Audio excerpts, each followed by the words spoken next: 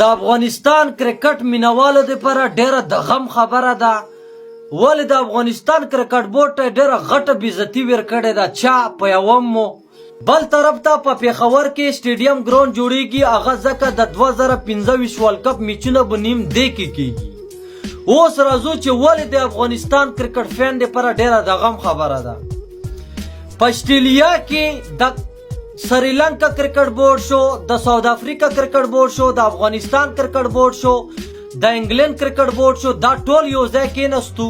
د انګلند پی سی بي مشر د اسټرالیا کرکټ بورډ نه دا تپوس وکړو چې ته غواړې چې 2025 ټرافي د پاکستان کې وشي.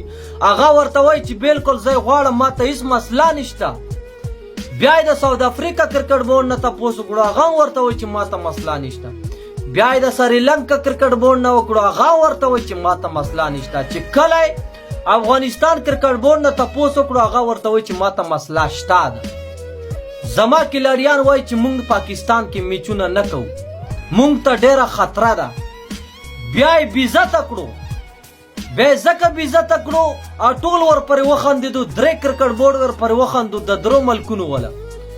ورته وایي چې پی سی ایل کې تاسو ته مسله نشته چې کله ګورباز کرکټ کوي، چې کله راشد خان کرکټ کوي په پی سی ایل کې پاکستان کې ټوله ورځ لګوي.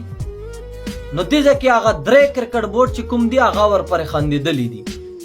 نو د دې دا مطلب ده چې په پاکستان کې به ټرافي کیږي.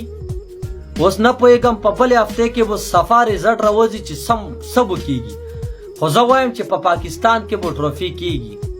ما ته دا معلومیږي، نور نه یم خبر.